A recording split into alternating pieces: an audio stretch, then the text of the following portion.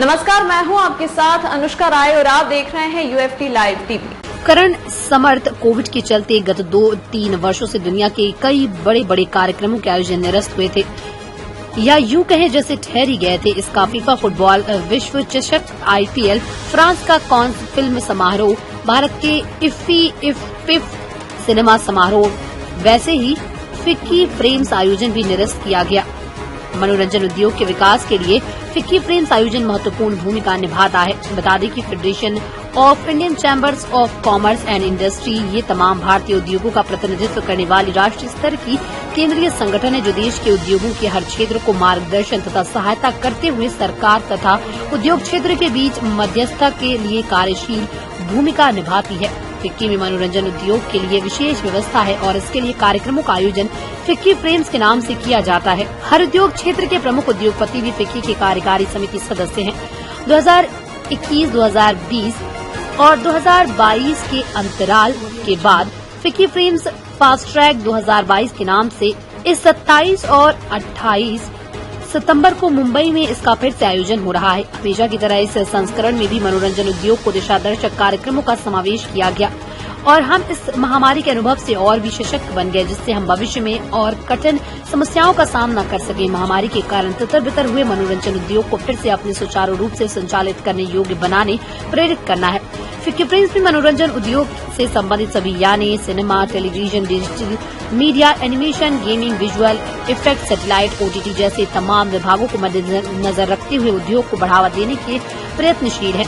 हमेशा की तरह माने जाने कलाकारों को उपस्थित होना फिक्की फ्रेम्स की औपचारिकता। इसलिए संस्करण में हिंदी सिनेमा के लोकप्रिय कलाकार रणवीर सिंह उद्घाटन समारोह तथा ओपनिंग सेशन से बतौर अतिथि के रूप में शामिल हो रहे हैं। साथ ही साथ इन दिनों 2 दिनों में अलग अलग चर्चा सत्रों में जाने माने फिल्मकार मधुर भंडारकर, राज और DK, अयान मुखर्जी, करण जौहर, निखिल अडवाणी और इनके साथ वर्तमान में OTT प्लेटफॉर्म के सितारे तमन्ना भाटिया, सोहम शाह, अमित सियाल, दिव्या दत्ता भी शामिल रहेंगे।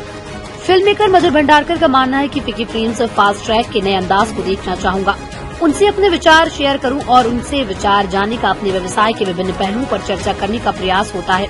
कोविड महामारी ने इस मौके पर ब्रेक लगा दिया था, लेकिन अच्छा है कि फिर से फिक्की फ्रेम्स फास्ट ट्रैक के रूप में लौट रहा है। इन 2 वर्ष में कई सारे बदलाव हुए जिसके बारे में हम सब एक साथ एक छत के नीचे बैठकर चर्चा करें। हमेशा की तरह इस बार भी उद्योग विकास विस्तार नीतियों पर चर्चा के साथ ही महामारी के दौरान और बाद अब मनोरंजन उद्योग का भविष्य इस दिशा में जाएगा, इस पर बात होगी। इस संस्करण में फिल्मी पर्यटन, बौद्धिक संपदा तथा फिल्म निर्माण प्रोत्साहन संभावनाओं पर प्रयोगशील विचार विमर्श होना आवश्यक है। फिक्की फ्रेम्स फास्ट ट्रैक 2022 के विषय में अधिक जानकारी देते हुए फिक्की की सहायक सामान्य सचिव तथा फिक्की फ्रेम्स की प्रमुख लीना जयसानी कहती है, मनोरंजन उद्योग को एकजुट कर एक छत के तले लाकर महामारी पर पाए हुए विजय को मनाया जाना है।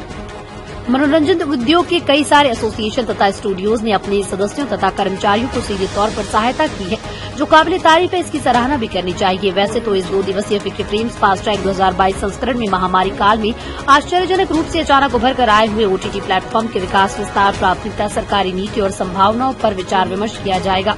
साथ ही साथ फिल्मकार, कलाकार, तकनीकी वितरण प्रणाली तथा स्टूडियोज के प्रतिनिधियों के विचार तथा अनुभवों को ध्यान में रखकर उस दिशा में कुछ कदम आगे बढ़ाने का प्रयास होगा, ऐसा अनुमान है।